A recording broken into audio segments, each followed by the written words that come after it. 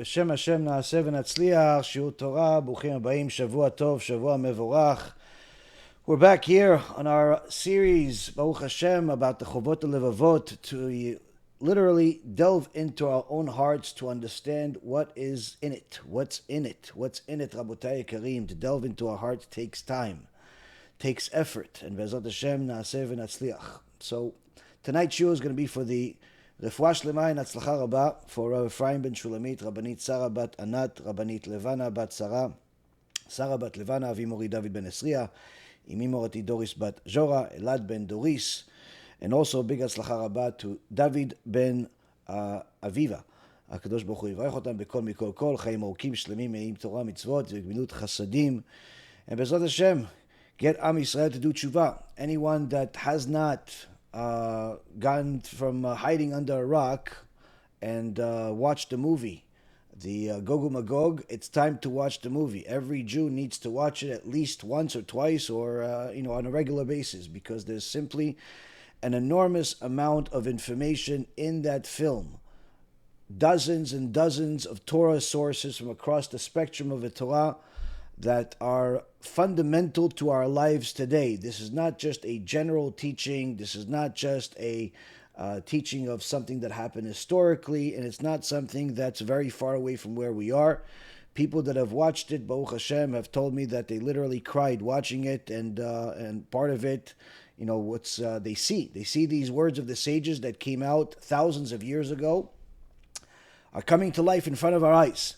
So anyone that hasn't watched the movie, hasn't shared the movie, or needs to do it. And even more so, people that are clever will get their synagogue, their local Jewish community, to screen the movie in their keilah, to get their rabbi to agree, to have everybody come and to watch the film on a projector of some kind, and to watch it together. This is something that we've done many times over the years in London, in Canada, in England, I said England, London, in New York, in Arizona. We've done it several times. Many people have done it with our films in the past. I would say that out of all of the films, this one is as fundamental as can possibly be.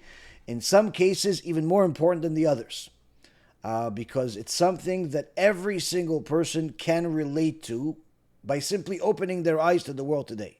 So watch the movie Gog Magog and pay close attention to what the sages said, to what the prophet said, and look around you and you'll see the words literally come to life.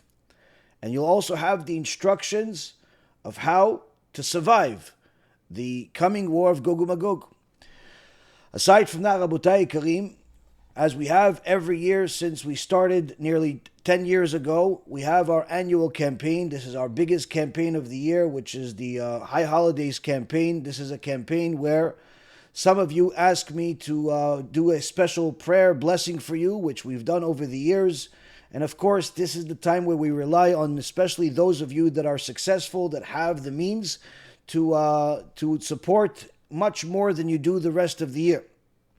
And Baruch HaShem, the blessings that we've given over the years have not only come to life, not only have been fulfilled, but literally even more than what we expected. Year after year, those people that invested into us during this time have seen extraordinary rewards. And last year we showed you over 36 different testimonials from the people that were receiving the miracles during the Rosh Hashanah campaign. And I'm not talking about just the average person that sent a few dollars because they wanted to feel good about themselves. I'm talking about people that actually were Moser Nefesh, took a big chunk of money and invested it into the Kiruv, the Torah, the chesed that we do to help countless poor people in Eretz Yisrael during this time.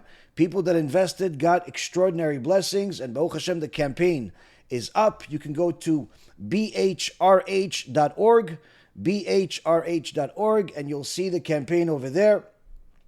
And those of you that are seeing the prices go up, that's simply because, number one, it's working. And the people that have invested into us, Baruch Hashem, many of them that asked for Parnassah made a lot of money. So that's one thing. And number two, we need a lot more. Because we need to do a lot more. Over the last 10 years, we've given out nearly $12 million back to Am Yisrael in books, in USBs, in financial help, in food, in all types of things. And I could just simply tell you stories from here until next year of the amount of chesed that the organization has done over the years, where people don't realize how much each and every single thing takes, how much it costs, how much thought goes into it. And I'll start off with a story. These Asher Yatzar cards that we started years ago as one of the first physical products. We've given out literally hundreds and hundreds of thousands of these. They're made out of amazing material. They look good. They have the Ashkenazi and the Sephardi Nusach, one on each side. We have a new packaging for them. You can get them for free from our Kiruv store. Each box comes with 100, so you can give it out in your community or just simply put on the counter at your shul or supermarket, and people love them. Now, the whole idea behind this is not just to have people do a blessing and thank Hashem for allowing their body to work. The whole idea behind it is to help people do tshuva. But how could something like this help somebody do tshuva? I'll tell you a real life story that literally happened in the last couple of weeks. Somebody contacts me and tells me that they've been watching my films, they're changing, they're transforming, they're doing tshuva. Great, fantastic. And now they want to address the specific things that to help their community. And I asked this person, how did you find out about us? And she says to me, well, one day I was at some place and I had to take care of my physical needs. Outside of the bathroom, there was one of these in a restaurant, outside on the wall. So I did the blessing of Asher Yatzal, and I noticed that there's a little QR square on the bottom. So I scanned it with my phone, and it opened up the film, Hashem Took Back His Millions, that's about your personal life. And it's the best movie I've ever seen out of any movie. I've seen it already 6 times. It's transformed my life. And now, literally, Rabotai Karim, this person is taking the Kiruv cards that we have, that have the Tikkun Brit on them, the AI Rabbi on them, the USBs, and they're literally making packages to give to every single person they know. So an Asher Yatzar card is not only transforming this person's life, this person's family's life, but certainly is going to be transforming hundreds and hundreds of people they are physically going to give these cards to, these Asher Yatzar cards, these USBs, and it costs a fortune. We're investing thousands and thousands of dollars in each one of the people that is ordering stuff. In order for us to continue, we have to have more money. But it's not just to continue. Continuing is not enough. What we've done over the last 10 years is good, but we are running out of time, and therefore we have to grow exponentially. So if we've given out $12 million over the last 10 years, we have to give out hundreds of millions of dollars in the next few years, and we need your help to do it. So those of you that have the means, have the ability, that want that special blessing that works, that literally cures for cancer, extraordinary wealth, millions and millions of dollars that people have made as a result of it, saved from bad business deals, all types of things, Abutai. All of it is online. All of it is public information. You don't have to take my word for it. It's literally on the campaign. It's on our YouTube page. It's in video. Dozens and dozens of testimonials. And the reason why it works is simply because HaKadosh Baruch Hu promised to the prophet Jeremiah, if you get people to do tshuva, your mouth is going to be like my mouth. Meaning, when you pray for somebody, when you ask for something, it's as if Hashem is, in essence, doing it. You're partners with HaKadosh Baruch Hu. So it works, especially for those people that are not just saying, oh, Rabbi, can you pray for me, without really putting themselves out there. People that actually are willing to invest. And one of the greatest investments that a person can do, aside from the campaign, is to get as many of these as possible. I spoke to a business person that's a student of mine last week, told me, listen, I'm looking for all types of things, what I should do. I just had this sale of my business, and I wanted to know what I should do. What do you think I should do? I said, what, are you sleeping? Did you watch the Gog Magog movie? Did you watch some of our stuff lately? This is the greatest product in the world. Get $10, $20, $30, $40,000 together. Get hundreds of these and give them to every single Jew that you know. Why? Because every single one of them that opens it will do tshuva. This is how good it is. It's 10 years worth of work. It's something that is absolutely extraordinary, Rabotai. And all you need to do is simply, as I always say, open it. That's it. After that, it does all the work for you. After you get a song, the first, Hashem took back his millions. This is the film that changed this woman's life. She watched it already 6 times. I think if she had a few of these, she probably watched 60 times. And each time, get something new out of it. Rabotai Karim, this is the time where every Jew asks for prayers. Every non-Jew asks for prayers. Every single person on planet Earth wants to get a good judgment on Rosh Hashanah, on Yom Kippur. And if you want to get into the right side, if you want to get your blessings, if you want to simply start off running into the year, this is a way to do it. You don't want to do it? By all means, don't do it. For each their own. The key, Rabotai Karim, is that when you are investing in this, you're not enriching me. I promise you. You're investing into yourself. You're investing into Be'ezrat Hashem. You're investing into us having the ability to help more poor people, which this year we are focusing on widows and orphans. Because unfortunately, over the last couple of years since this miserable war started, there are hundreds and hundreds of families that are now widows and orphans. And we're going to do whatever we can to help them. And we're also looking to finally build a place, to have a place that is going to be our U.S. headquarters. And we're looking to increase our impact exponentially. There's a lot of good stuff that we've done over the last 10 years, but there's a lot more that needs to be done, Rabotai. And those of you that benefit from the lectures, those of you that want to have an extraordinary year, this is the place where you have to push yourself extra. With that being said, Rabotai, we have our lecture at hand. And this lecture of the Chovot Halevavot is going to give us some new insights about wisdom. When people speak about wisdom that a person possesses, they usually are implying as wisdom as something unified, as if he's smart here, if he has wisdom here, it's as if it's all-encompassing. But this is really not true. The Chovot Halevavot begins to clarify the branches of wisdom and how a person can utilize them in this world.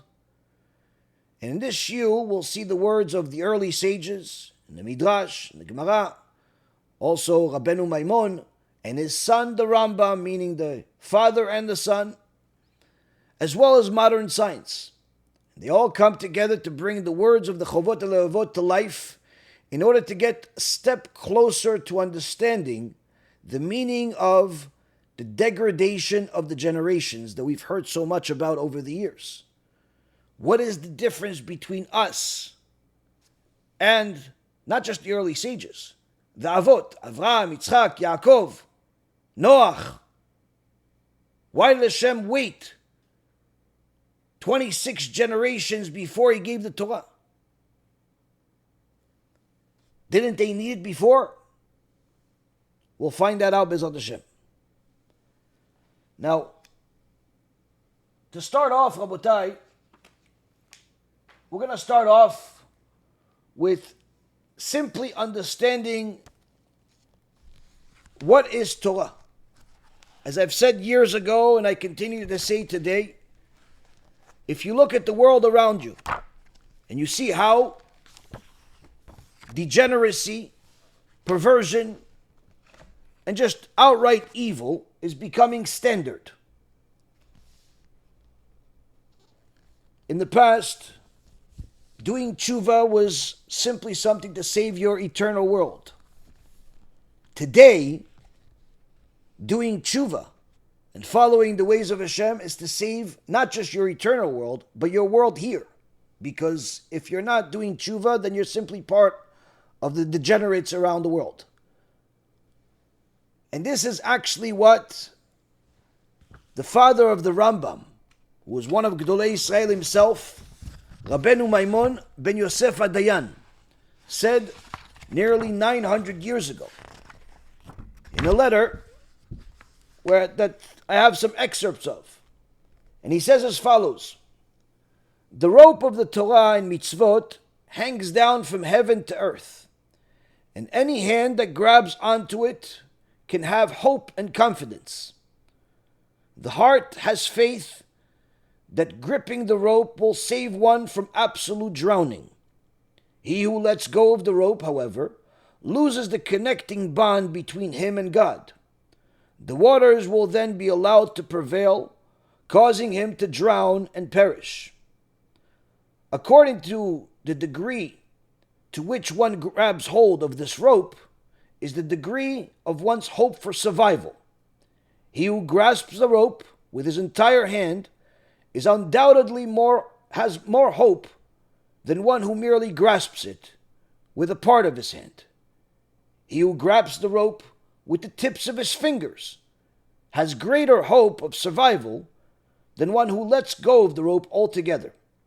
A person cannot be spared from the suffering of the exile unless he engages in the study of Torah. He must resolve to follow it in its ways and to cleave to it, to meditate over it day and night, as David HaMelech says in Psalm 119, verse 92, "Had your Torah not been my delight, I would have perished in my affliction." What he meant by these words, says Rabbeinu Maimon, is that had your Torah not provided satisfaction for my soul, I would have perished in my period of exile. The verse prophetically describes how the children of Israel would become captives in a foreign land and be degraded. Only through their exertion in Torah would they be saved from their enemies' torments. See here, Rabbeinu Maimon, in so many words, tells you what I said, but in obviously much better way, that the Torah is not just something for mental stimulation or tradition or culture, but literally it's to save you from becoming part of the animal nature of the world. And we see that happening. The Torah's wisdom is something that you can apply to your day-to-day life. But first we have to understand, what is wisdom? So the Chovot Halevavot that was written about 1,000 years ago by Rabbeinu Bachaya writes as follows, after he has explained to us that what is one God means, how he is the ultimate good, he's now going to break down the 3 branches of wisdom. And he says as follows, wisdom can be divided into 3 parts. First, the science of created things, namely natural science, which deals with the natural and accidental properties of material bodies. Mathematics, which include arithmetic, geometry, astronomy, and music.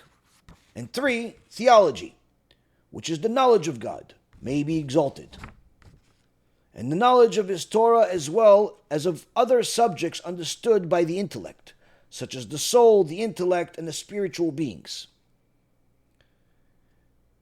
These fields of study, with their various divisions, are gates, opened for man by the Creator, may be exalted, through which one can come to understand the Torah and the world. Some of these sciences are more vital for understanding the actual Torah, whereas others are more vital for worldly use. Those which are more vital for worldly matters are the lower sciences, natural sciences, and the intermediate science like mathematics. These 2 sciences teach us of all the secrets of this world, of its uses and benefits that we may gain from it, as well as the different skills and crafts which are necessary for meeting physical needs and for the acquisition of various worldly goods. So far, the Chovot Halevavot, in essence, is number 1 telling us that wisdom is not a all-encompassing thing, but rather there are parts to it. You can find someone that is brilliant in the natural sciences, but a complete fool in mathematics.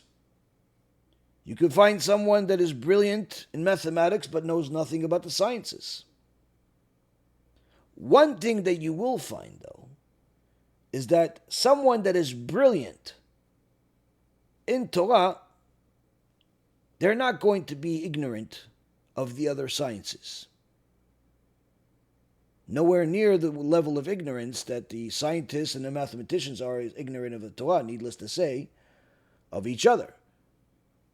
Why?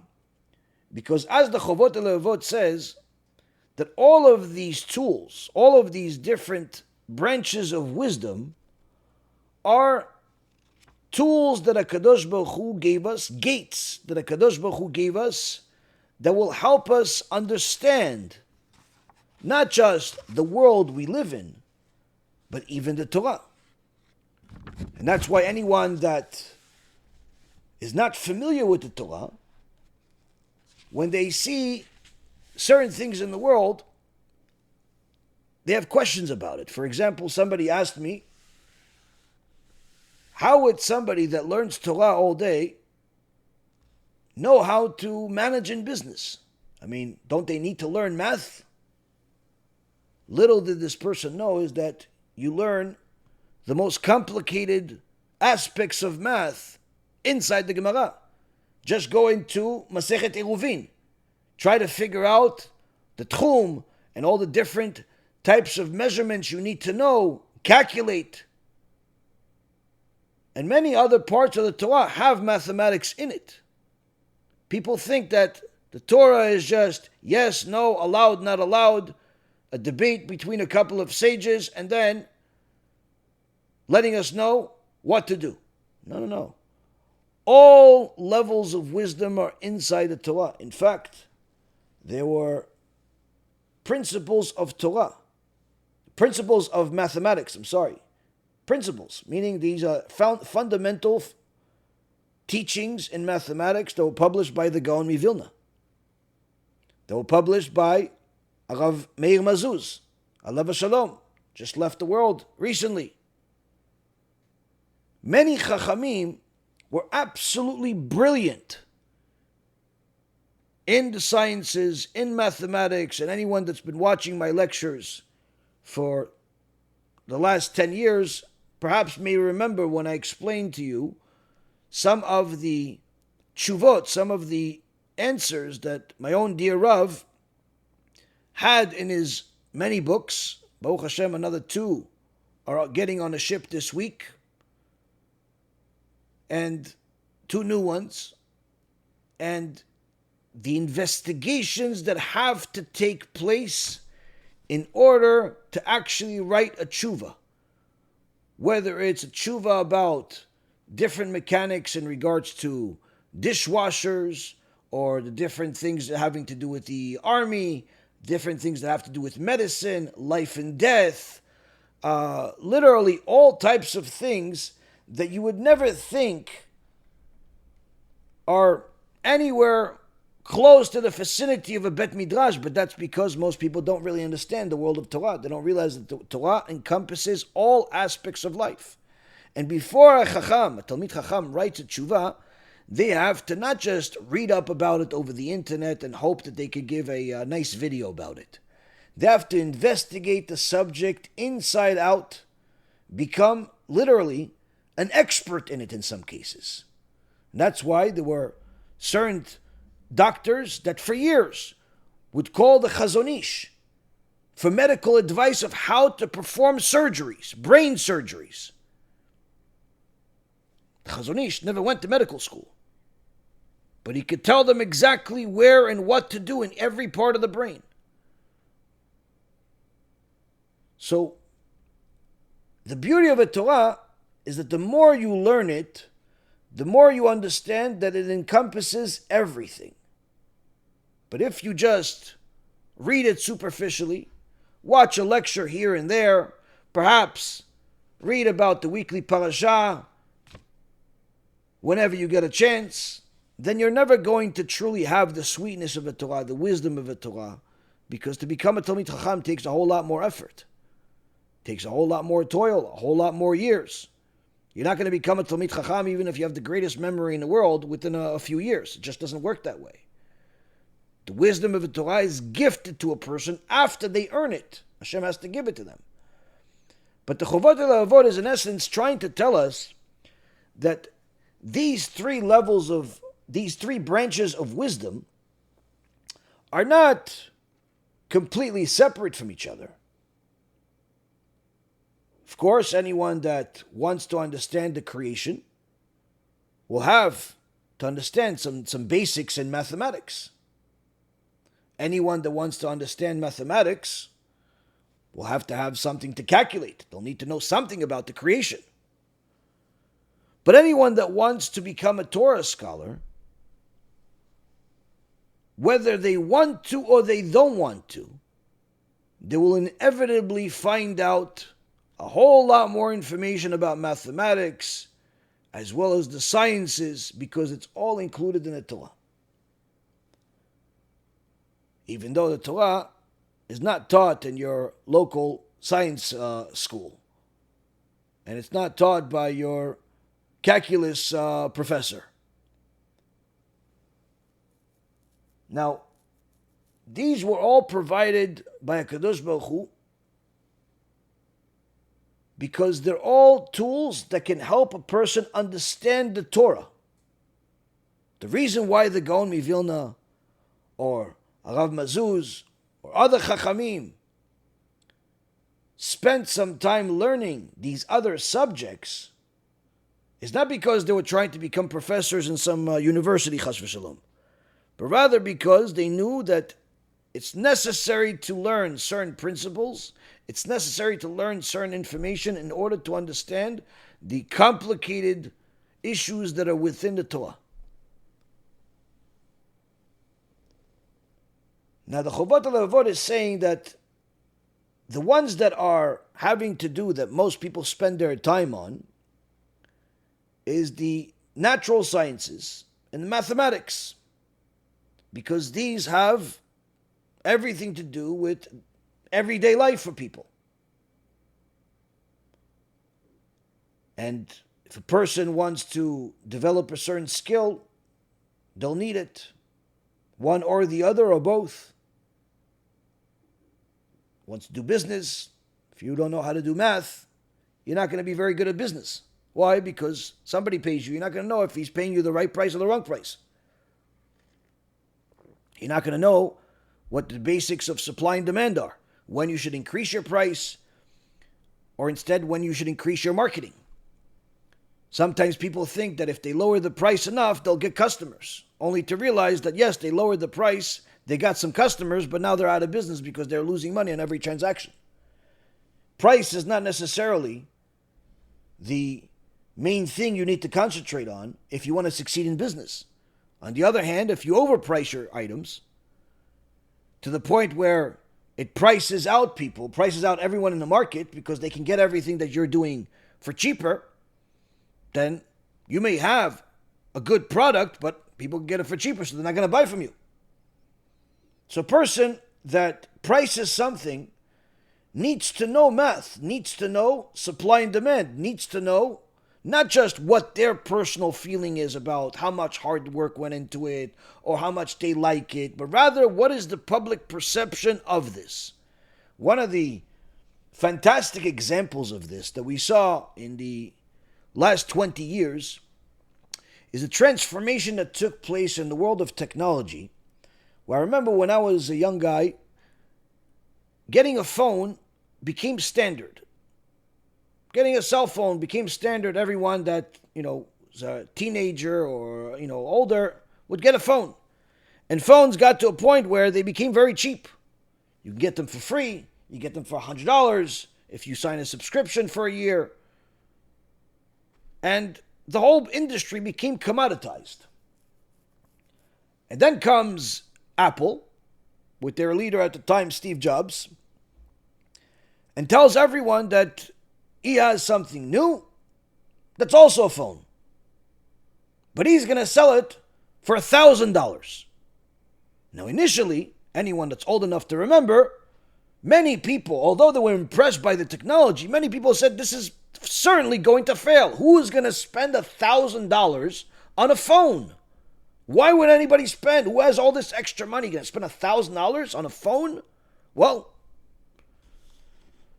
the rest is history, because millions and millions and billions have been spent on phones, and now they continue to spend even more, where the phones now are $1,500 and $2,000, and there are even some phones from different companies that are sold in $5,000, $10,000. All different types of technologies. Why? Why would anybody spend that kind of money? Aside from people that are fools that just like to waste their money because they have it, if the product is good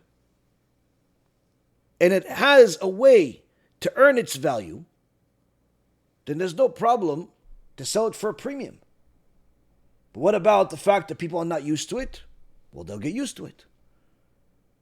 And you have to step out there and make a bold move and put everything on the line.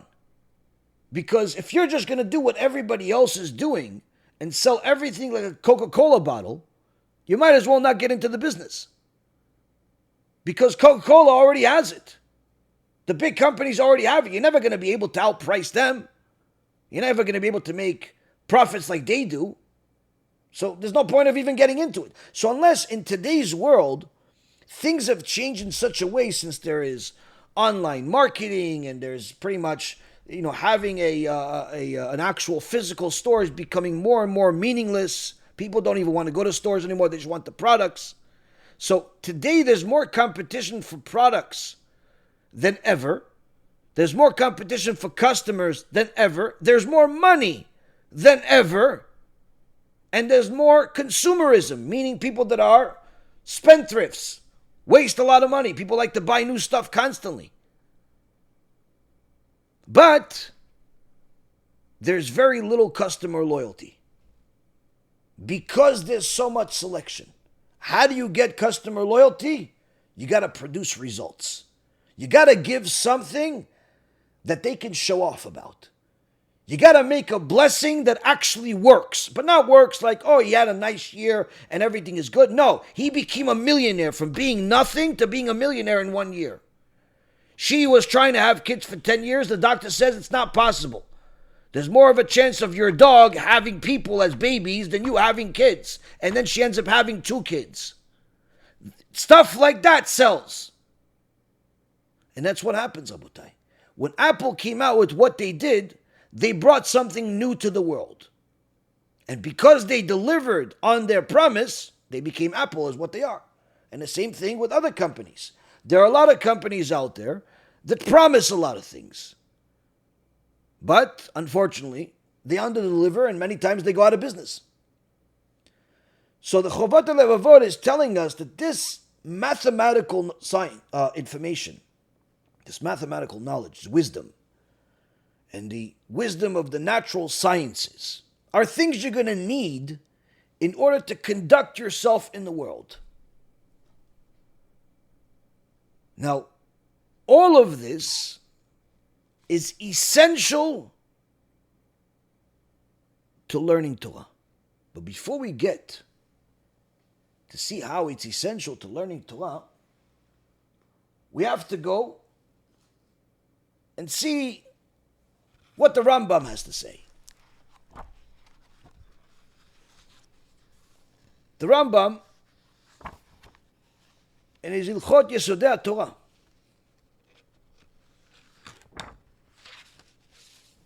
in chapter 1, Halacha number 10, the Rambam brings up the question that everyone should have. If Hashem does not have a body, which we already learned in the last lecture from the Rambam, Hashem doesn't have a body, the likeness of a body, then how do we understand what Moshe Rabbeinu was referring to when in Exodus chapter 33 verse 18 he asked Hashem, please show me your glory? If there's nothing to see, then what is Moshe Rabbeinu asking for? Says the Rambam, Moshe Rabbeinu asked to know the truth of the existence of the Holy One, blessed be He, to the extent that it would be internalized within his mind as one knows a particular person whose face he saw and whose image has been engraved into his heart, and thus this person's identity is distinguished within one's mind from other people. Similarly, Moshe Rabbeinu asked that the existence of the Holy One, blessed be He, be distinguished in his mind from the existence of other entities, to the extent that he would know the truth of his existence as if in its own right. In so many words, what the Rambam is trying to tell us is that if you met somebody and more than just a casual cashier, you say hello, thank you, get the coffee, get your keys from the parking, and you saw somebody, you had a conversation with them. There was some type of connection. You did a deal with them, whatever it is. From that moment on, that person's image is engraved into your mind. Meaning that even if you don't see them for another 5 years, when somebody says, oh, do you remember Steve, the guy that you met and you sat with, you were talking about the business deal, and you guys did a few things together? Now, you haven't seen him in 5 years. Perhaps you talked to him here and there. But generally speaking, you haven't seen the guy. Immediately when you hear his name, his image is already in your mind. You know what he looks like. Even if you didn't see him much.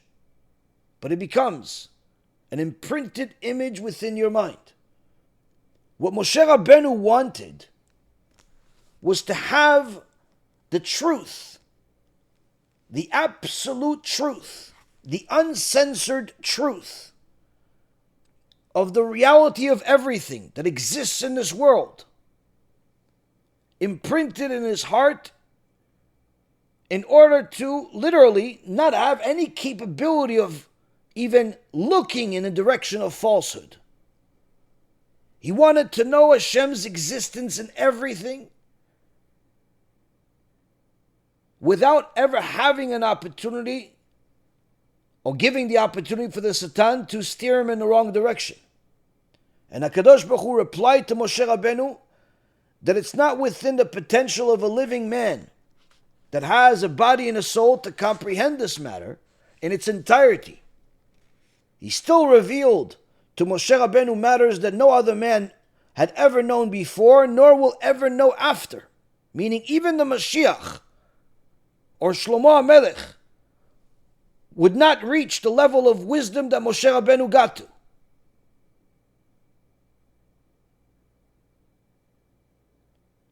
But yet, it's still not the absolute level that he got to after he died. Something that is not possible so long as a person has the limitations of a flesh, a body. Now, here the Rambam is telling us that out of all the things that Moshe Rabbeinu wanted, he wanted the wisdom of the creation, the wisdom of the Creator, the absolute truth, more than anything else. He could have asked for money. He could have asked for all types of luxuries. He could have asked for anything. But we see that Moshe Rabbeinu asked for this one thing that's unreachable for a human being, because it's literally above and beyond everything else. So from there, we can understand at least how much more wisdom would mean to each and every person. None of us are going to get to Moshe Rabbeinu or even close to it. But certainly there are levels of wisdom. There's 0, there's 1, there's 2, there's 3, there's 4, there's 5, and it keeps going up and up. The more wisdom a person has, the more transformation follows in their life.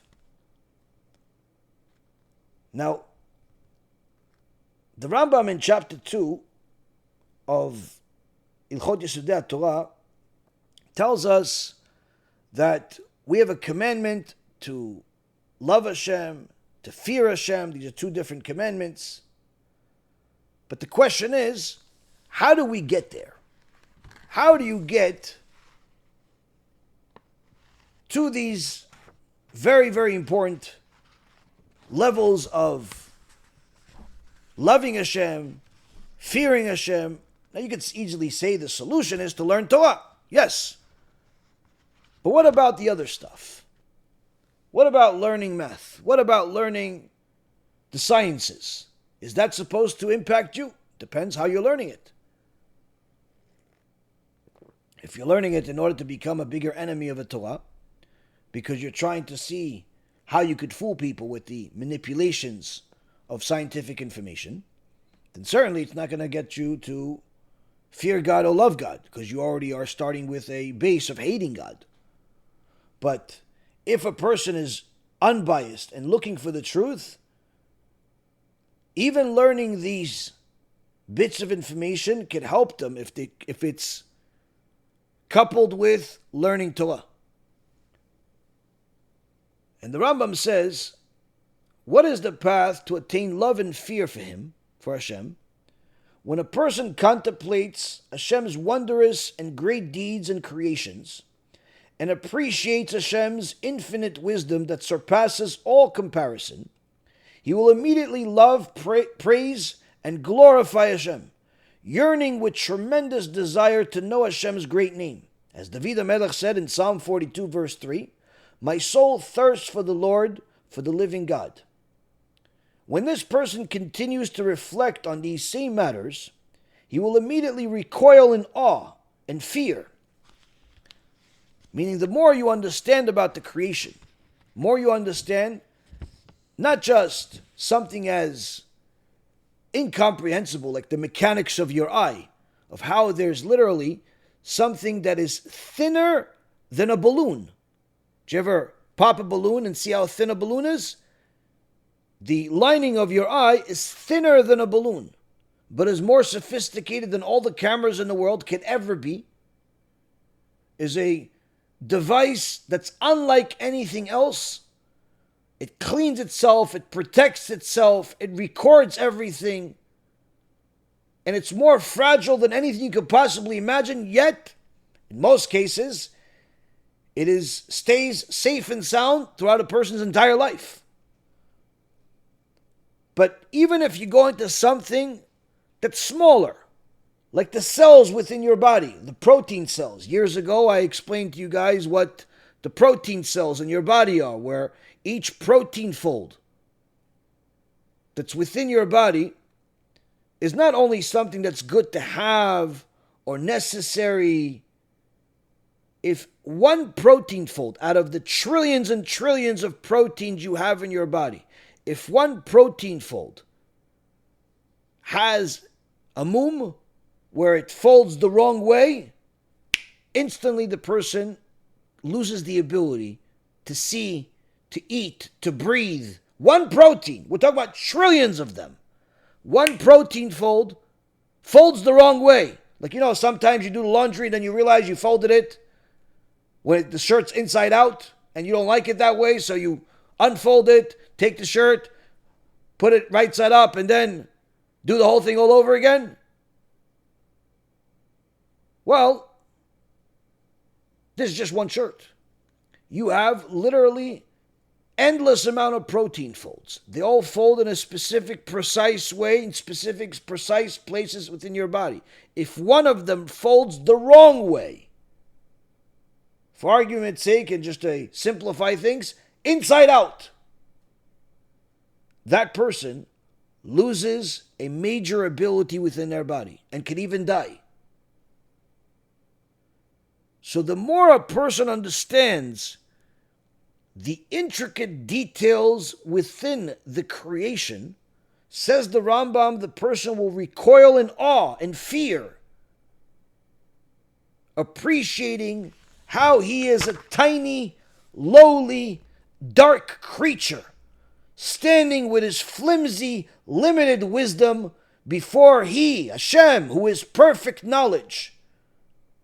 As David HaMelech said in Psalm chapter 8, verses 4 and 5, when I see your heavens, the work of your fingers, I wonder, what is man that you should recall him?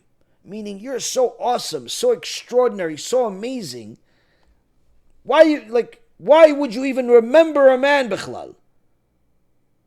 We're such a nothing and you're everything. It's simply miraculous that you even care to remember our existence.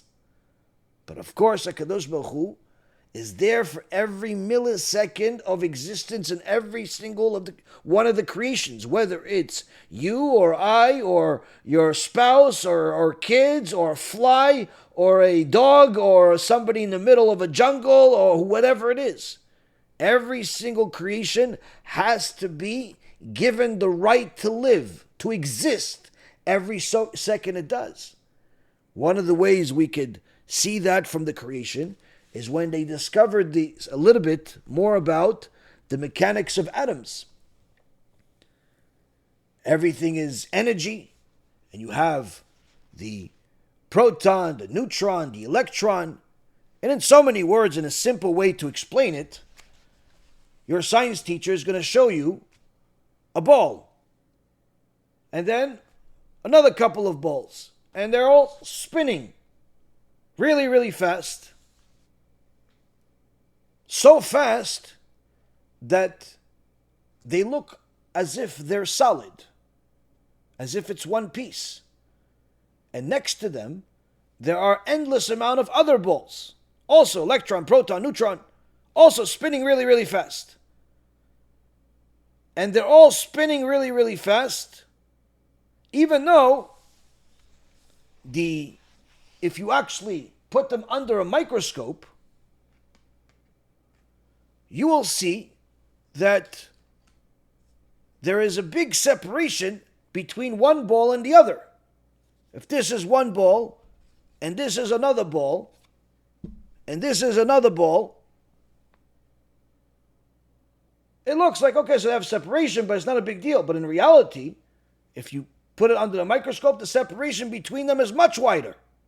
In fact, scientists have said that 99.9% of the atom is empty space. 99.9% of the atom is empty space. Which means that all of those balls, all of those atoms that are spinning, that make up the body, that make up the universe, that make up everything that you see, whether it's this amazing Bezat Hashem cup that you can get from the BH shop store, or it's the kippah, or it's me, or it's the screens in front of me, or anything else. All of us are made up of these little balls that are spinning, that are mostly empty space. But they're spinning so fast that just like the fan that spins on top of you, if you have a fan, when it spins slow, you can see that the fan has 2 or 3 or 4 or 5 blades. But when it spins really fast, it looks like as if there's one blade. You only discover that there's multiple blades when it slows down. So it looks solid when it's spinning really fast.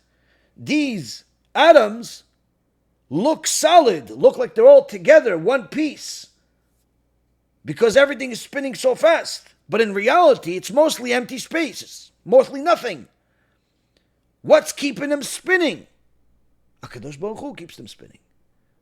So much so that the leading scientists that have delved into this were simply amazed at the fact that people are not aware that if these atoms would cease to spin for even 1 second, 1 second, the atoms of your body stop spinning. The atoms of the universe stop spinning, even for 1 second. There's no explosion like the movies with fire, because that's more atoms. What happens if it stops spinning? Everything just disappears as if it never existed. Everything disappears. Why? Because the moment it stops spinning, it exposes the reality of empty space, of nothing. Another reason why the sages call this the world of lies. It's all a lie. It's an illusion. It looks like everything is there. But in reality, it's all nothing. So, the more a person understands the mechanics of the great world and universe and creation that HaKadosh Baruch Hu created, the more they realize how much of a nothing we are, how much we depend on Hashem. If not for keeping the atoms spinning, it's keeping the eyes seeing. Most people are focused more about keeping the cash flow coming into the pockets and the bank accounts. They don't realize how much more they have to be grateful for than just the money. So, the Rambam tells us that the more you actually delve into the creation, understanding everything, the more you'll be in awe of Hashem. Now, if you are studying it by itself and not studying Torah, then you're not going to become in awe of Hashem most of the time, because you're going to think that, it's like some of the heretic scientists say that everything came from some foolish explosion, or it's just maybe you came from a monkey or a lizard or a parrot or a penguin or all of the above. Like when you go to the zoo, you're going to see your grandparents. But if you actually couple your worldly knowledge with the Torah, that is going to actually help you fear and love Hashem. And the Rambam goes on into saying, in the third halakha of this section, chapter 2, by saying as follows: everything which the Holy One, blessed be He, created within His world is divided into three categories. First, creations, which are the combination of matter and form. They are constantly coming into existence and ceasing to exist. For example, the bodies of man, beasts, plants, metals, they come to life, they die. 2, creations which are also a combination of matter and form, but don't change from body to body or from form to form, like the first category. Rather, their form is permanently fixed in their matter, and they don't change as others do. For example, the spheres and the stars, which revolve in them. The matter from what they're composed of is different from the simple conception of matter that we described earlier.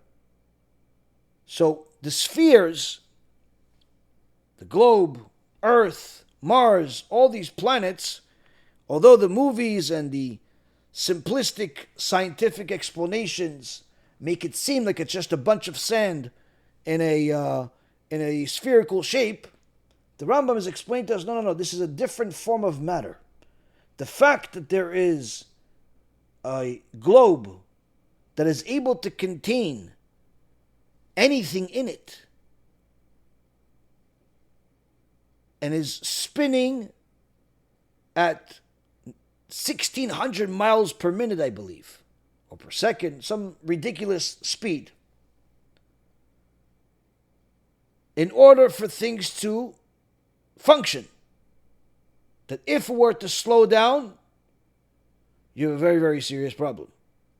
If it were to speed up, you even have a bigger problem. In fact, if it were to move 1 degree closer to the sun, the whole earth would burn up. 1 degree. If it goes 1 degree further from the sun, everything would freeze. But the fact that this globe that we call Earth, or other planets, other stars, contain, whether it's human life on Earth, or even simply sand and moons and whatever other things are in other planets, this is not because it just happened to be a bunch of sand come together and no. This is a different type of creation that HaKadosh Baruch Hu created. All of the stars, all of the moons, all of the planets, they're all there for the sake of Earth, which is there for the sake of the Jew that's learning Torah. All of those planets are there in order to keep the Earth spinning the same exact speed, remaining at the same exact distance from the sun and the moon and everything else. Literally everything is hanging there positioned there as if it's stuck to something, but as the prophet Job says, "Va'olam omed ad blima," the world stands on what? On nothing. What's keeping it spinning? What's keeping it from going further or closer to the sun? What's keeping the other planets from moving closer, further? All of it is for Am Yisrael to learn Torah. And the third type of creation, says the Rambam, have form, but no matter at all. There's nothing, there's no flesh, there's no matter at all. What is it? Angels. Angels do not possess bodies or corporal being, but rather are forms which are separate from each other. This is similar to the souls. And later on, the Rambam gives the names of the different types of 10 different types of angels. There's the Ofanim, Erelim, Chashmalim, Seraphim, Malachim, Elohim, sons of Elohim, Kiruvim, and Ishim. So we see here also certain words that you hear that most people think is God. It's not. There's angels that are called Elohim. And also there's called sons of Elohim. And he gives examples in the Torah. Where did the Rambam get all this information from? About the spheres, about the planets, about the... This is all in the Torah. This is all in the Torah, Rabotai. All of it is in the Torah. Afochba ve'afochba dekulaba. Delve into it because everything, literally everything, is in it.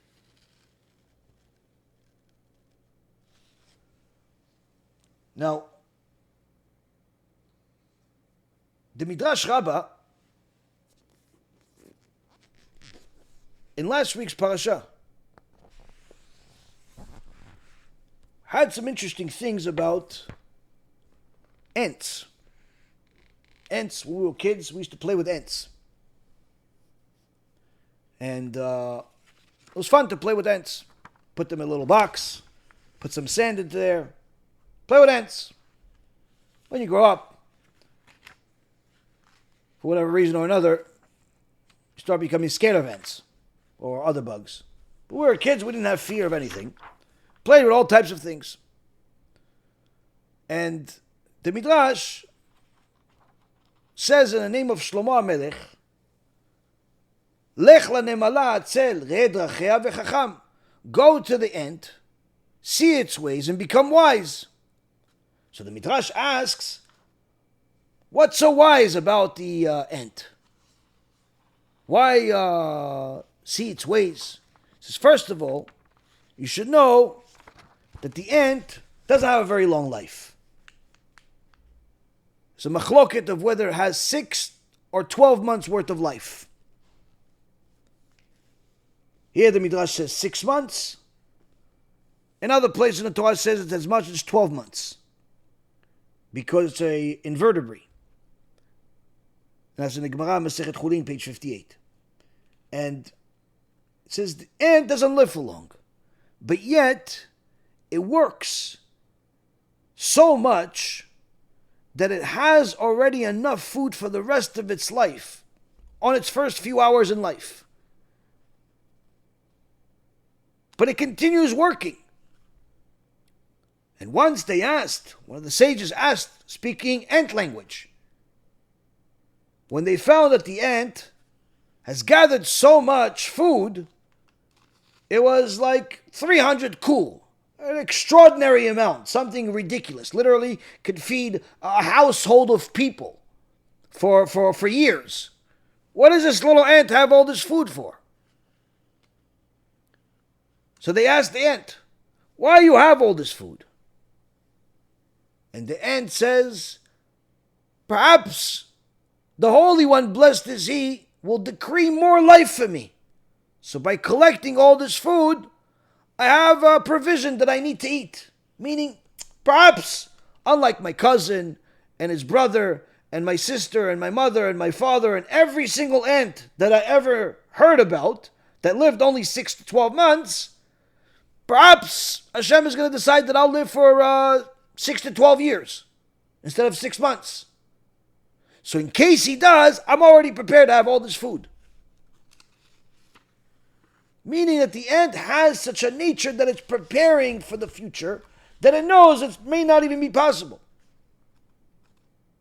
But then they asked, the Midrash asked, okay, but what? Okay, we see it's unlike many people, especially today, that are very lazy, that don't even want to do their own, take care of their own basic needs. They want somebody to take care of them. The ant works hard. But Shlomo Melech, when he said, look at the ant and therefore you become wise, he's not referring to be a hard worker. That's not wisdom. That's in Egypt we're working hard. We're slaves. It says wise, meaning wise with something having to do with Torah. How can you learn from the ant to become wise in Torah? It says, look at its nature. The ant will never take another ant's food. So much so that Rabbi Shimon ben Chalafta says that there was once an ant that dropped a kernel of food, of wheat, that it was carrying, and all the ants, those hundreds or thousands of ants that were on that level, let's say the ant that had the wheat was on the top floor, it dropped a kernel of wheat to the bottom floor. So it couldn't just go get it. On the bottom there were thousands of ants. All of those ants came close and smelled the wheat. And Rabbi Shimon ben Chalafta, who made it part of his life to investigate nature, and has other stories about ants, I'll tell you in a second, and other animals, he said every ant came, smelled it, and then walked away. Smelled it, walked away. Smelled it, walked away, until the ant that owned, the ant that carried this kernel, finally got down to that level and collected its wheat kernel and left. He says, look at the behavior of the ant. Without having a leader overseeing them like a king, without having rules, without having anyone that forces it to act in a certain way, it knows inherently not to touch other people's stuff, not to disrespect other people's stuff, not to steal other people's stuff. Look at how praiseworthy the ant's behavior is. That's what Shlomo HaMelech was referring to. Now, this is one of the things that Rabbi Shimon ben Chalafta said, but there's another place in the Gemara where it talks about Rabbi Shimon ben Chalafta, where he saw what Shlomo HaMelech said, and he said, I want to know where Shlomo HaMelech got this idea. How can we prove this idea? How can we prove the idea that Shlomo HaMelech said that ants don't have a king? How do I know it doesn't have a king? How can I prove it? I'm going to ask the ants. How am I know? So what did he do? Rabbi Shimon ben Chalafta said, we know that ants, they don't like the sun. They rather work in the shade. So what he did is he took some type of cover that he put on top of the ant hole. So it looked like the sun is down. He was waiting for an ant to come out to see that there's the sun is down, there's cover, there's shade, and then go back inside, tell the rest of the ants. And he followed that ant to see, can I pinpoint which ant it is? And we'll find out later how he was even able to do that. He covered, one ant came out, then went back into the hole, and quickly a bunch of other ants came out, and then he took out the shade and exposed the sun, and he saw that all of those ants weren't exactly very happy with that single ant and started attacking it. And from there, Rabbi Shimon ben Chalafta says, now I see the words of Shlomo HaMelech, who says that the ant learned from it, it's wise, but it doesn't have a leader. Now I understand what he meant by they don't have a leader. They don't have a king. There's no king. Why? Because had they had a king, they wouldn't just listen to somebody that told them to go outside. They would have to get some type of command. And they wouldn't just kill another ant just because the ant gave them wrong information. So they don't have a king.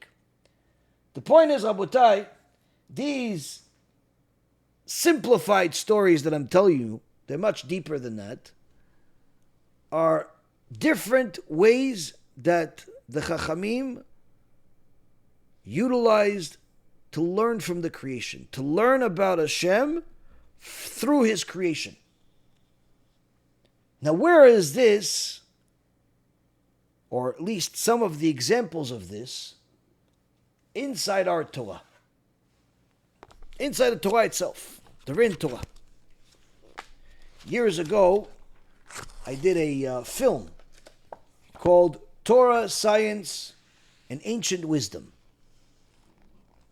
And in there we included many different interesting scientific facts that prove the Torah. Some of the information came from this book that we've distributed hundreds and thousands of copies of over the years. Some of it have come from other places. But in the book by Rabbi Zamir Cohen, called The Coming Revolution, or Science Comes of Age, it has multiple names, but it's the same book, and now they actually translated the other editions of it to English as well and other languages. He has, in page 179, a few interesting things. It says, in our world, there are constantly medical papers and scientific papers that are published about different things. For example, a German medical journal called Degeneracy, in volume 7, page 30, there's a Dr. Unzer who notes a case where there's a skin disease that left a red mark on the forehead of a child. The child's mother, who was pregnant at the time, was concerned that if she looked at that mark, that her new baby would have it as well. Meaning one child has a mark on his head, and she's afraid that if she keeps looking at his mark, that the new child that she's pregnant with will also have it. Several months later, she gave birth to twins, and both kids have a red mark on their head. In another place, called the Commentaire du Zuvarez, a Dr. Van Swieten, in volume 3, page 406, describes that there was a pregnant woman who was startled when a large worm fell on the back of her neck. And when her daughter was born a few months later, the child had a birthmark in the same shape as the worm and the color of the worm that fell on the mother's skin. Meaning, what the first mother was afraid of, a mark on the happened with the other kids. The second mother was afraid of a worm that fell on it. Creepy, disgusting. No. That's not enough. It actually imprinted that emotional feeling, had a physical impact on the baby that wasn't born yet. Same color, same shape. In another place called Miracles of Will, it's a book called Miracles of Will. A Norwegian author, Bjørnson, he writes that when his wife was pregnant, she was terrified when she saw a man with big ears, fatty ears. And she told her husband, I'm afraid that our kids will ever have such a thing. To his dismay, when she gave birth, her oldest son had the same unusual growth in his ears. Years later, they had a guest.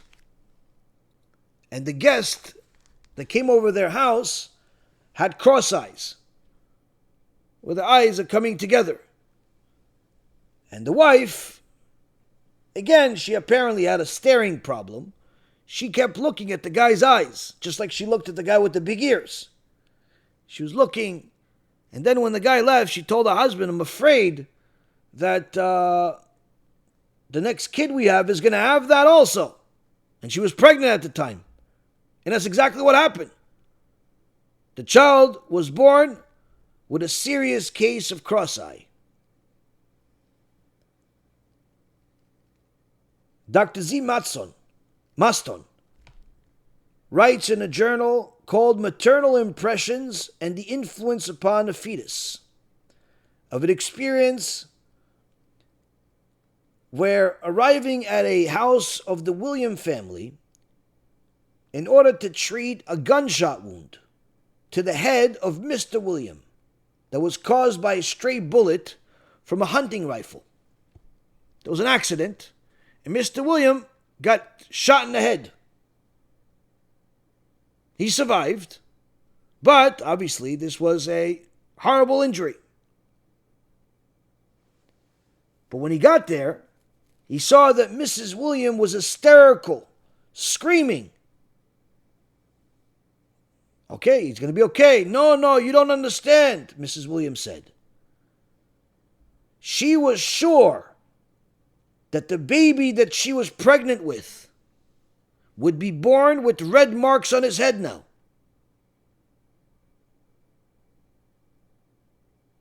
And just moments before, while treating her husband, Mrs. Williams noticed that she had smeared blood on her hands and face.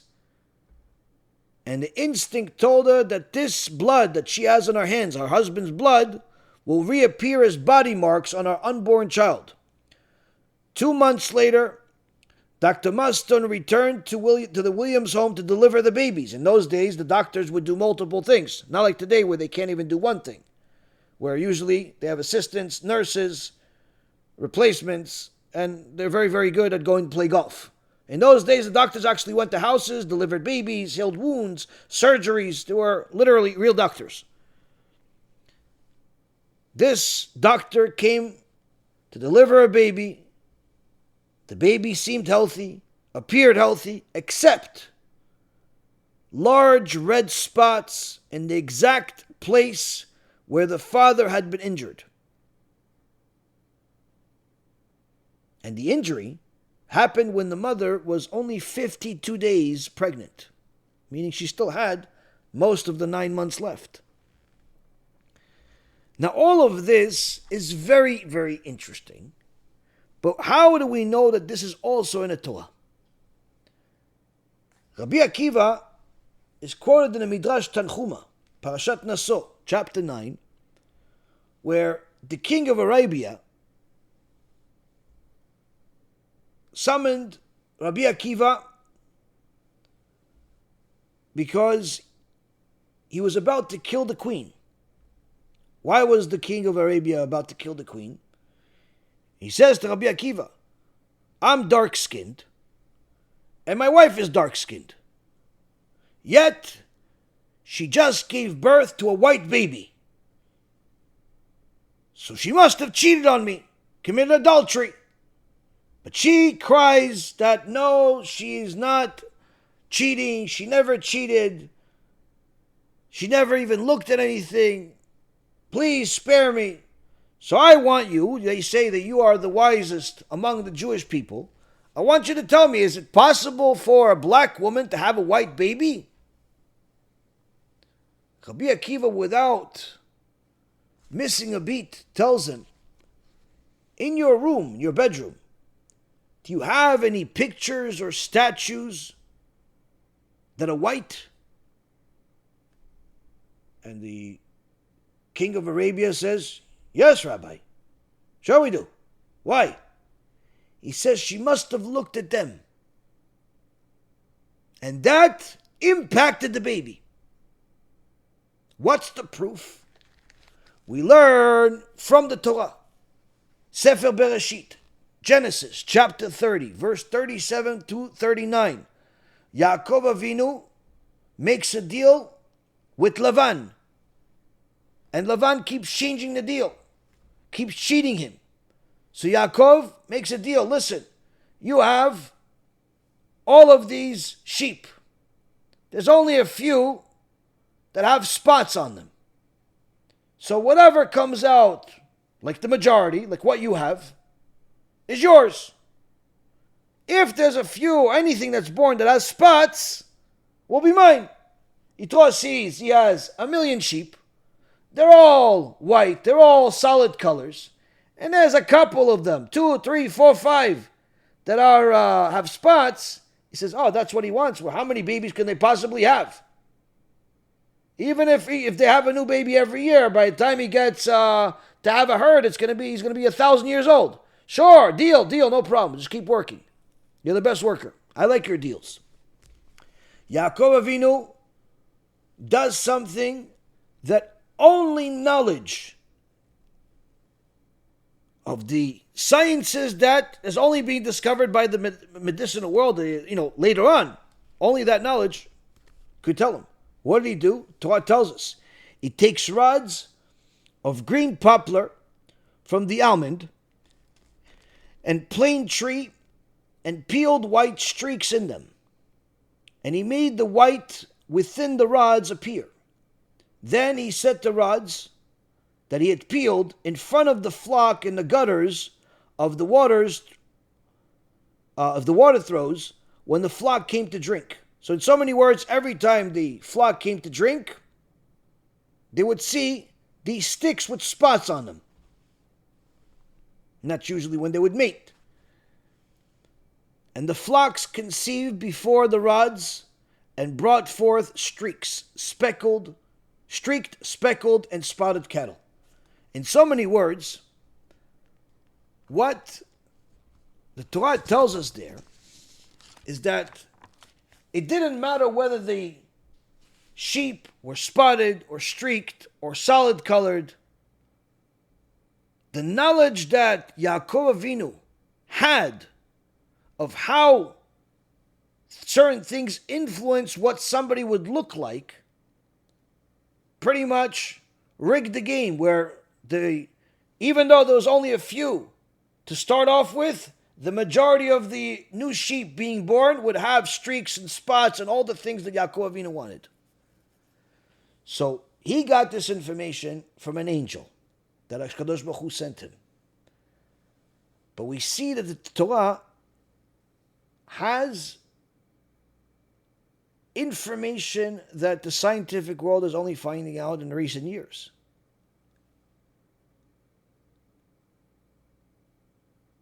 This scientific information, you could always find it in the Torah, but you have to know what you're looking for.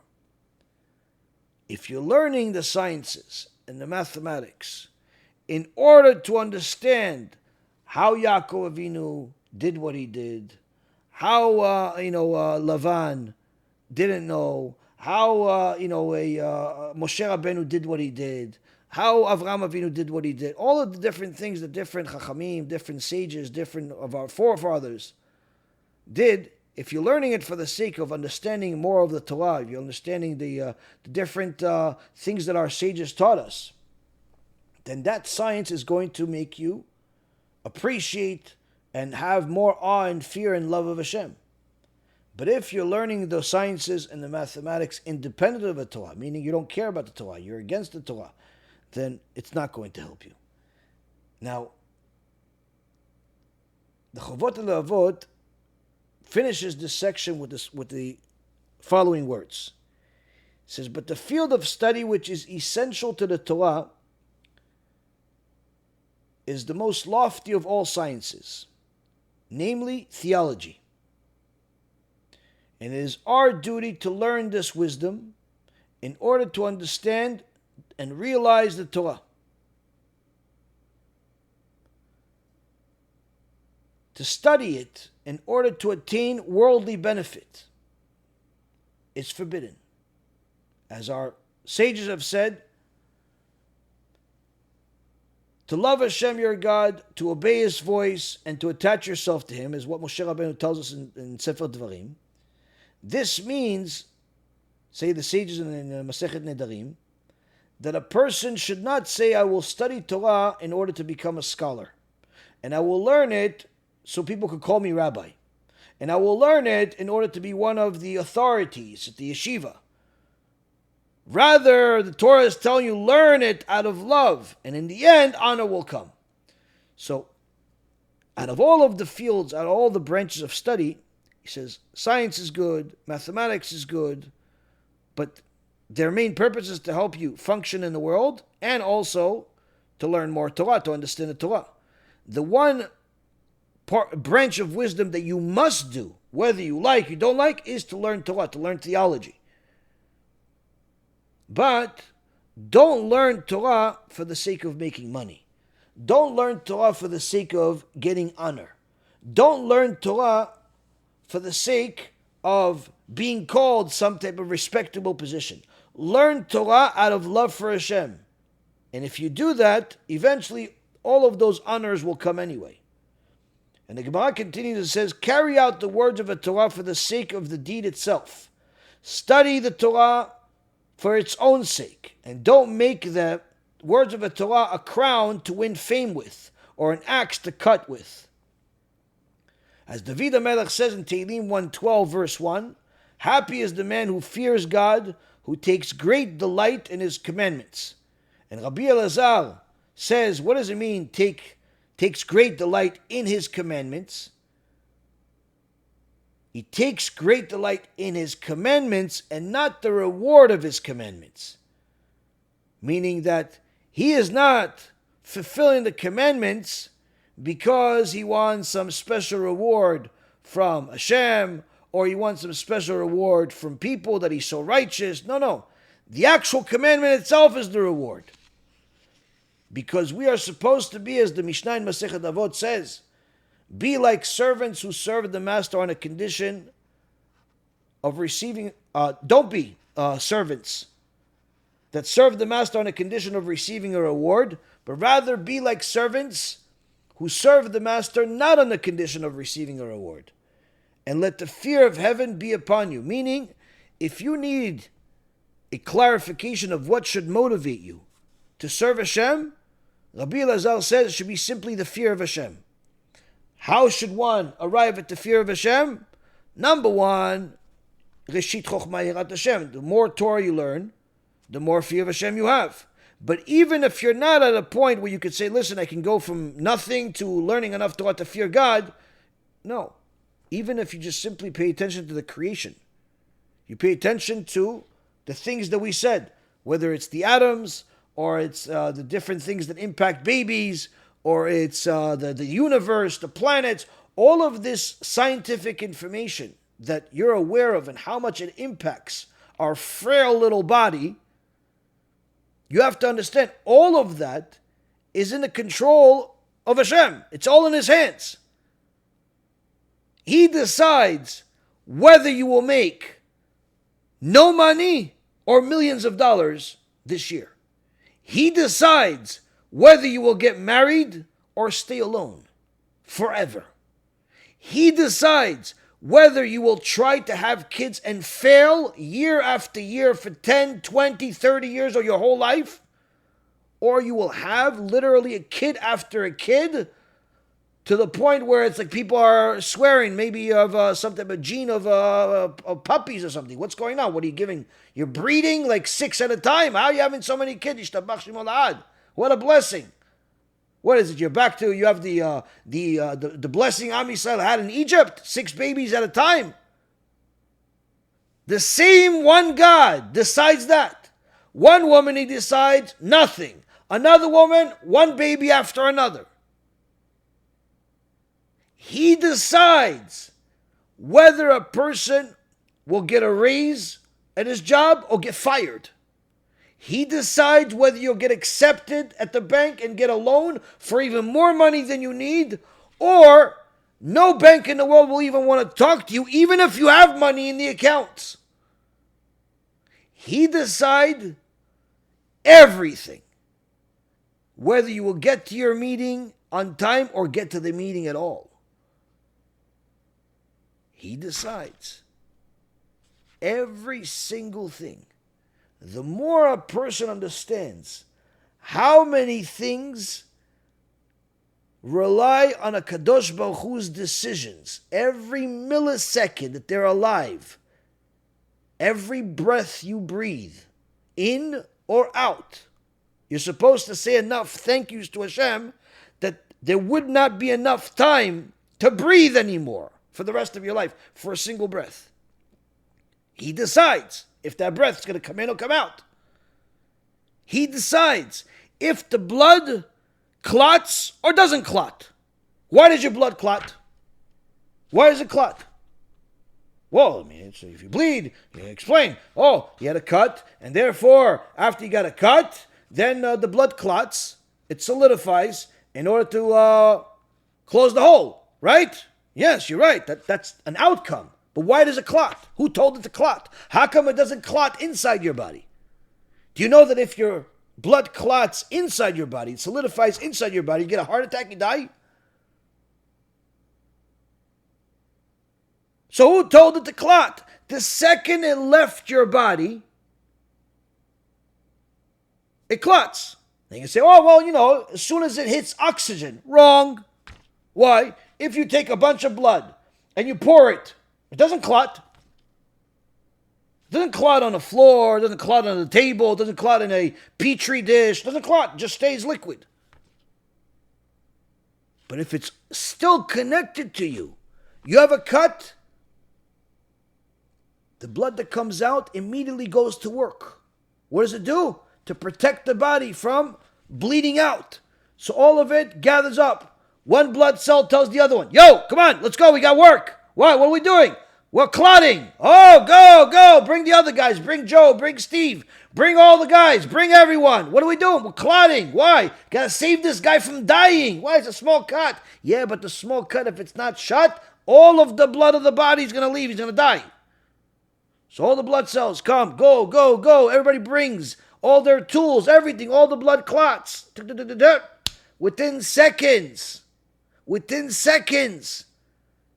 the wound is closed. Who told the blood to do it? HaKadosh Baruch Hu. But if you took that same blood and you put it in a cup, it doesn't clot. Nothing happens. The more a person understands the pure genius of creation, the more in awe of Hashem he is as far as how I love him. But the more he realizes how this affects him, how much I need Hashem to make sure the blood clots, to make sure that the atoms spin, to make sure my eye can see when I open my eyes, to make sure that my lungs work when I want to breathe in and breathe out, to make sure that everything functions. Needless to say that money comes in so I could pay the bills and I could feed my kids and I could do this and I could do that. The more a person understands how many things he needs or she needs from a Kadosh Baruch Hu, that literally their life is on the line every millisecond. Every millisecond your life is on the line. Pleading Hashem for approval. Please give me another second to breathe. Another second to breathe. Okay, I got the second. Give me another second to breathe. Please, another second. The more a person understands how much they need Hashem, then certainly they'll be afraid. Certainly they'll be afraid. If they're not afraid, they're a moron. If they're not afraid, they're worse than a chimp. That's what the Chachamim are telling us here. Yes, you have sciences. Yes, you have mathematics. Yes, you have theology. Everything is important. But there's a priority list. There's a priority list. To learn how to do business, you need to know some mathematics. You need to function. Even if you don't become a big businessman, you're an avrech. You still need to know how to pay the bills. You need to know how to basic stuff. So you need math. You need science to understand the ways of the world. You need. But don't think for a second they're priority. No! Learning Torah is priority. Number one, because the mathematics and the sciences are inside the Torah. Number two, because if you're learning Torah, then the mathematics and the sciences that you also learn will help you learn how to use the Torah in the way you're supposed to use it. To fear God, to love God even more. But if you don't learn Torah, then certainly the mathematics and the sciences that you use will end up corrupting you. Worse than what you were before you learned them. And therefore, Rabotai Karim, says the Chovot Halevavot, literally, these three branches of wisdom are things that everyone is aware that they're necessary. But if they're not coupled together, you're not going to have an outcome that you want. Now, if you ask the question, how did Yaakov Avinu and the rest of our forefathers manage to know this information, like I explained with the sheep or other things, if they didn't have the Torah yet? Then we got it at Mount Sinai, which is hundreds of years before what happened with Yaakov.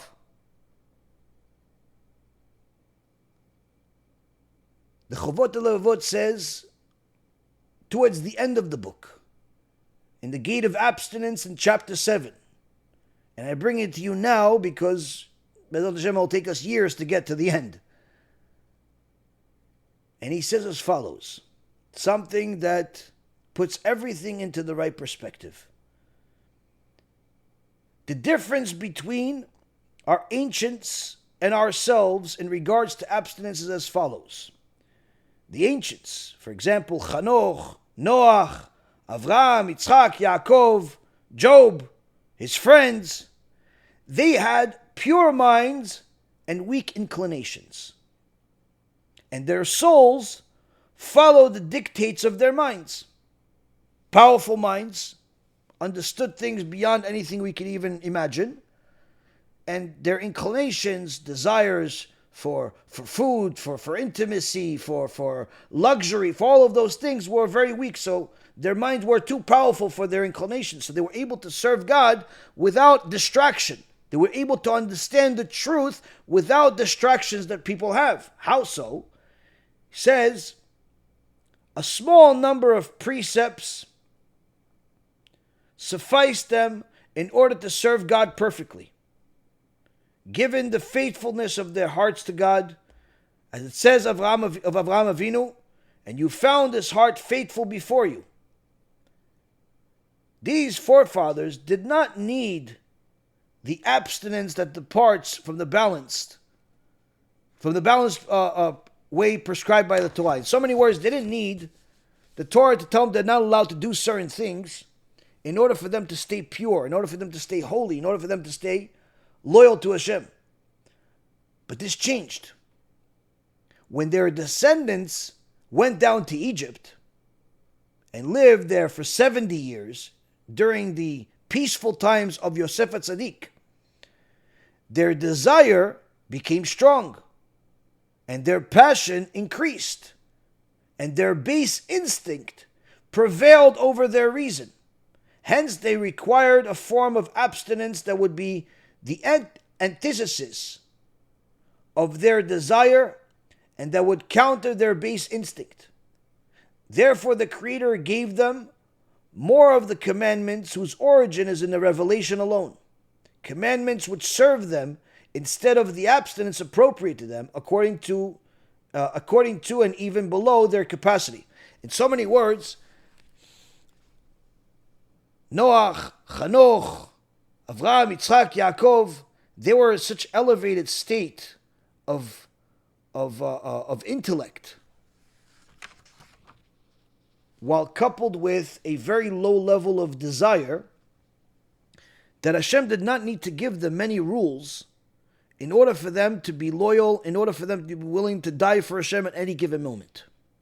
Avraham Avinu, Kadosh Baruch Hu, tested him by telling him to sacrifice his son, and Avraham Avinu was so dedicated to it that he ended up going to do it first thing in the morning, 4 o'clock in the morning. Hashem didn't tell him go do it first thing in the morning. He didn't even tell him when to go do it. He could have done it 100 years later.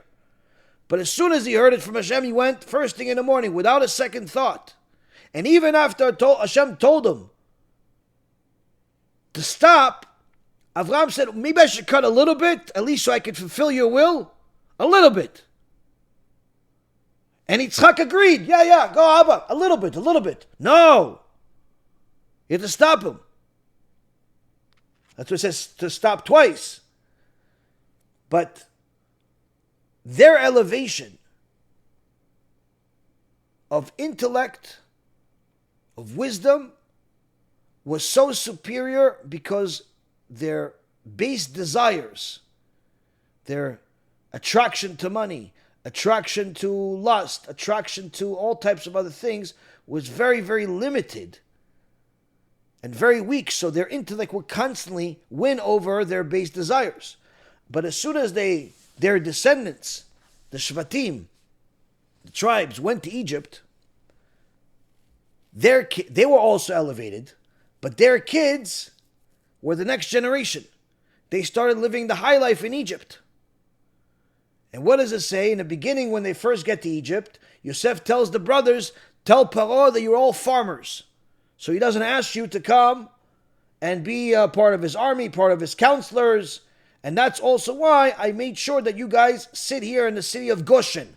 Don't leave the city of Goshen. What does the end of the parasha say? That they started buying property in places outside of Goshen.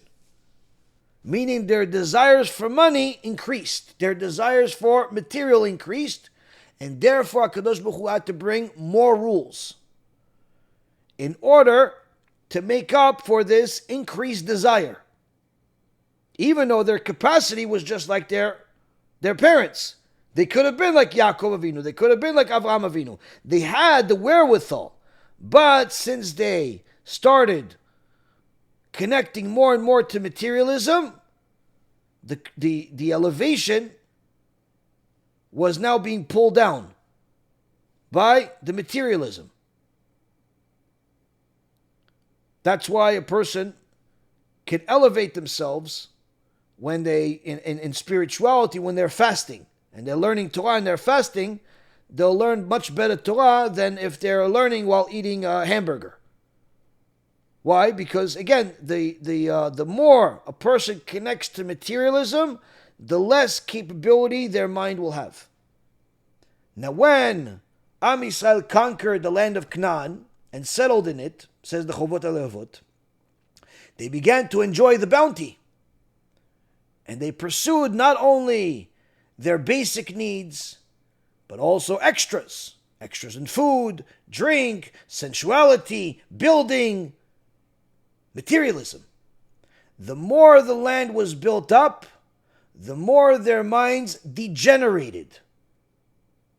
As Moshe Rabbeinu tells us already prophetically, in chapter 8, verse 12 of the book of Deuteronomy, lest when you have eaten and are full, and have built fine houses and lived in them, and your herd and flock will have increased, you then become proud and forget Hashem your God. The more their desires increased and intensified, the weaker became their minds, which were then less able to perceive the proper course. And now they required, in order to withstand this desire now, a more intense form of abstinence in order to elevate themselves. That's where it became becoming a Nazir, a Nazirite, or which was the different practices of the prophets and the disciples of the prophets. And so it was in subsequent generations, minds were getting weaker and weaker, and desires were getting stronger and stronger. Whenever they would engage in matters of this world, they would be distracted from the matters of the next world. Hence, they required abstinence in order to free themselves of this world when performing work leading to the next world. The ancients, however, with their strong minds and pure souls, were able to engage in matters of this world and the next, without having one impede the other. As the prophet Jeremiah says, "Did your father not eat and drink and yet do justice and right? Hence, it was well with him. It is best that you hold on to the one and not let go of the other," says Kohelet.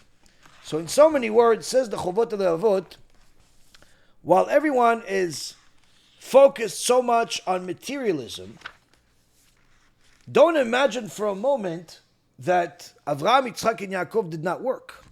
They worked. They were shepherds. They had employees. But they didn't make work their life. They didn't make materialism their life. In essence, what the Chovot Halevavot is trying to tell us is that the primary reason of why there is a degradation of the generations is not that Hashem all of a sudden gave us smaller brains. The capabilities of a person, in essence, theoretically speaking, you're talking about the capabilities weren't supposed to be changed. People in the scientific world speculate that you only use 2 or 3% of your brain. This explains it. Our forefathers were able to use their entire mind in ways that they were able to literally create stuff, like Avraham Avinu was able to create a cow on Shabbat, all types of things that the Zohar Kadosh talks about.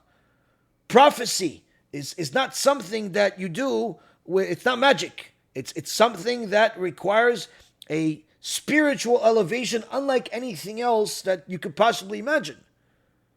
How were there prophets back then? How were there, people that were able to change nature? The Arizal was able to take out the soul of the impure woman that a person committed adultery with out of the person.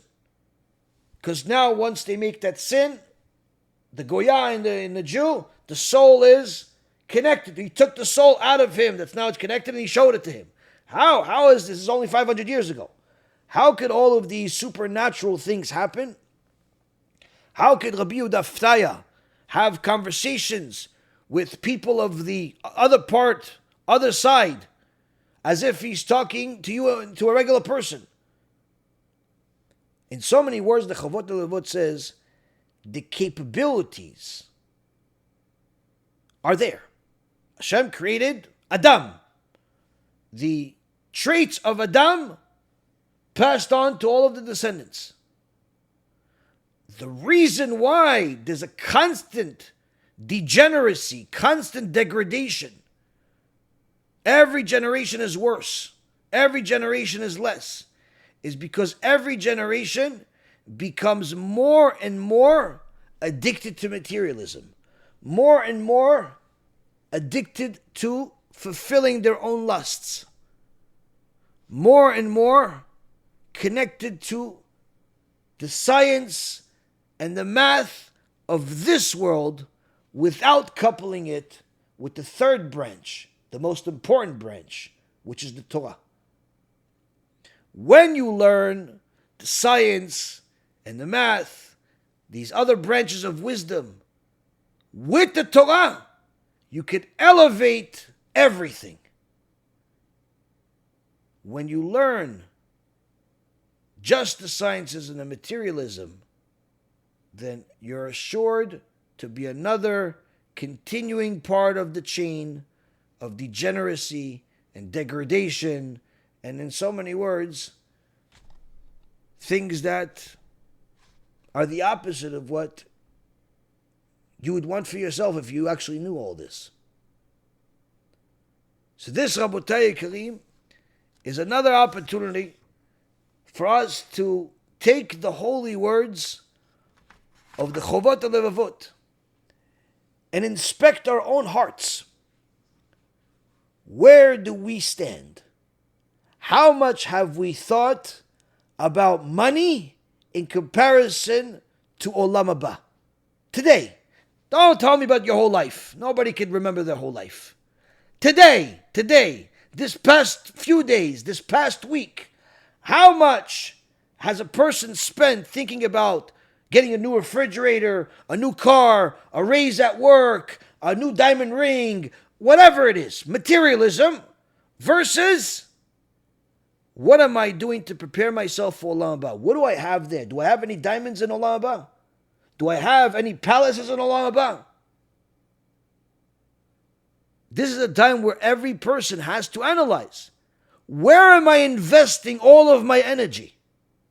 Am I investing all of my energy into a temporary world that's here today, gone tomorrow, that no matter how rich you are, at some point you turn to dust, at some point you're gone? Or am I investing at least just as much in the next world as I am in this world? This, in essence, Rabotai, is the point of Chovot Halevavot. This is the duties of the heart. This is a introspection into your own heart. That is not something that you do in 2 minutes. You have to mamash delve into your own heart. Where do I stand? What am I concentrating my efforts on? Is it really just this world? How much time out of 24 hours that a person is alive every day, even if he's sleeping the whole time, how much of that 24 hours did he think about chocolate? Did he think about the next dinner, lunch, clothes he's going to wear, the car he's going to drive, the car he wants, the house he wants, the show he wants, the toys he wants? How much time did he think about materialism that's in this temporary world in comparison to preparing for the next world? We see that the difference between us and our forefathers is not that they didn't work. I can assure you they probably worked harder than everybody. Why? It's a different world, less technology, there's no AI, there's no robots. Lots more manual labor. But unlike us, didn't make work and materialism their purpose of their life. Work is something you do in order to live, not live to work. Work is something you do in order to live. And by live, doesn't mean live, go on vacations and go cleave yourself to more materialism so you could go back to work and make more money so you can go spend the money and give somebody else the money that you worked for. And it's okay to enjoy yourself. No problem. You need to enjoy yourself here and there. But when your life is constantly revolved around material, you're constantly, I want this, I need this, I want this, I need this, all for this world. How do you expect to have any time to have a brain, have a sechel that thinks about Olam Haba? How can you possibly make a decision without going into stress and anxiety because you're afraid you're not going to have the toy or the money or the house, or people are going to look at you or people are going to see you? That's what happens to people. They're so glued to material, to physicality, that everything in their life is constantly attached to it. If they want to get something, well, what are people going to think if I get it? If they can't afford something, or what people can think if I can't get it. If they want to go somewhere, who's going to be there? If they need to get a car, what does everybody else have? How much could this? How much could that? It's constantly the decisions that are necessary in life. You need to get a car because you need to go places. You need to eat food because you need to live. Yes, those are all things you need in your life. The problem is people turn that into life. They turn those decisions into life. Their life is comprised of getting more stuff in order to get more stuff, in order to have more stuff so they can show more stuff and eat more stuff and excrete more stuff and think about more stuff and breathe more stuff and dream about stuff. It's all about stuff. And at the end, they die with nothing. Nothing in this world and nothing in the next world. What the Chovot Halevavot is telling us, yes, you need to work. Yes, you need money. Yes, you need all of those things that the mathematical, the scientific, and natural parts of the world talk about. But if you do not couple it with the learnings of Torah, in order to know how to utilize those tools to elevate your soul, then all you're doing is, in so much words, reversing your nature to almost match what the scientists say, which is humans came from monkey. What's happening is not humans came from monkey. It's the people turning into monkeys. People are turning into monkeys. That's what's happening. Just like at the Tower of Babel, Hashem punished the people, turned some of them into monkeys and some of them into elephants. That's what's happening. People are literally beginning to act like monkeys and elephants. Animals. All they can think about, breathe, dream about is just more stuff. Everything has to do with stuff. No purpose. Go enjoy yourself, Habibi. Go on a vacation. Buy yourself something nice. Eat food. No problem. But don't turn that into your life. It shouldn't be your life. It's just something to do. It's something to do in life when you're actually living. What's living? It's here.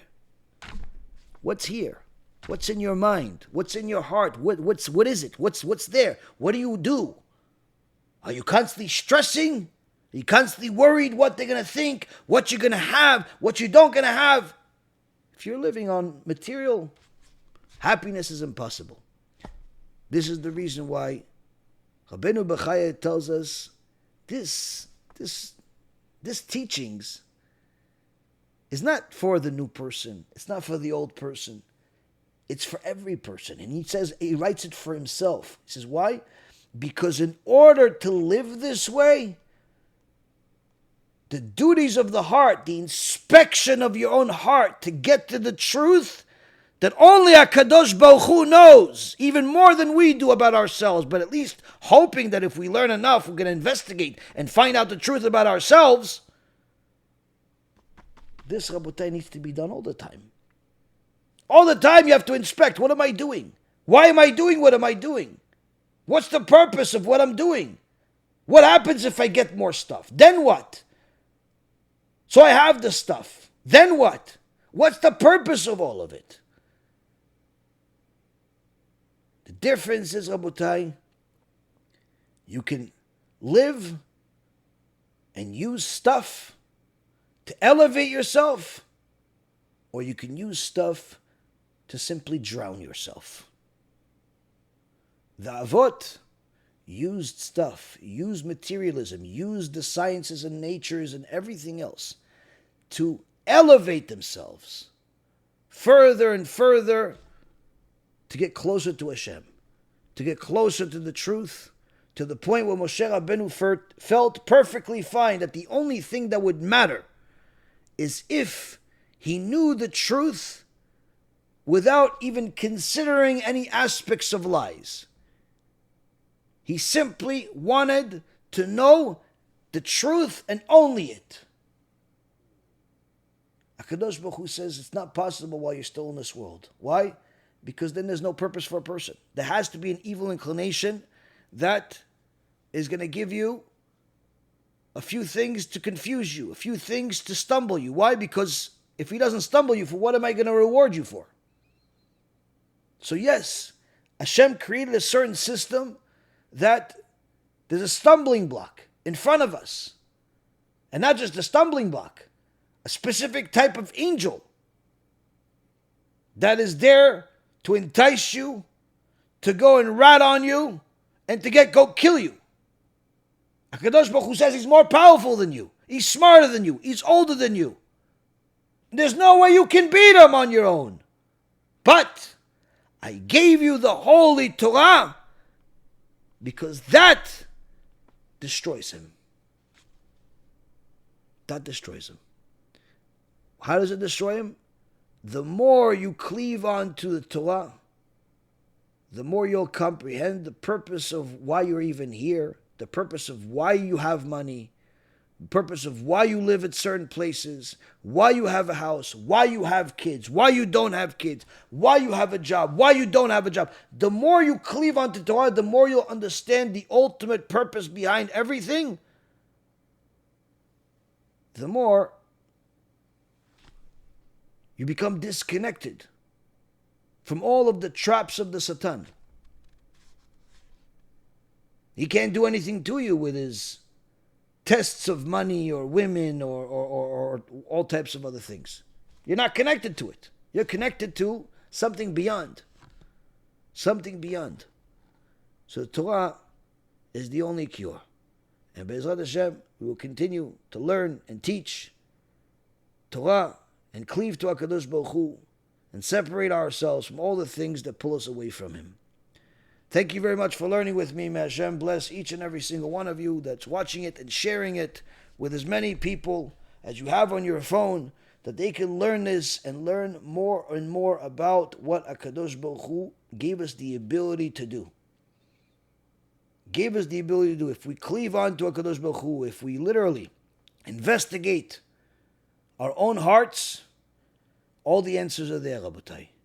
All the answers are there.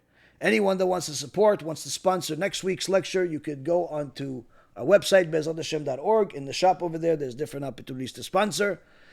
And of course, everyone that wants to become part of the new campaign to help us feed poor orphans and widows in Eretz Yisrael, as well as expand the organization and many other things that we want to do to help Am Yisrael, please donate generously at the new campaign that we have at bhrh.org. That's our holiday campaign. We'll be doing special prayers for those specific types of donors. And of course, everyone is appreciated. But the ones that push the most, we push the most for them. Because if they are willing to sacrifice to help us for the sake of Am Yisrael, we're willing to sacrifice for them for the sake of their benefit. Because in essence, we all become partners. Anyone that wants to do it is more than welcome to. Call to B'chav V'Atzlacha, and Be'ezrat Hashem, we'll learn again later this week. Shalom V'cha Rabotai, we're finally here. The new Kiruv box.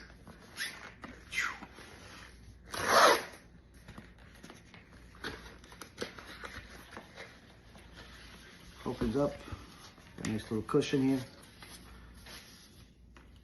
We got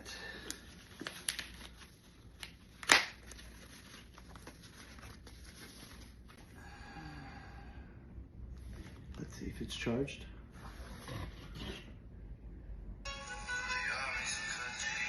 Isn't that amazing? It's the box you know live.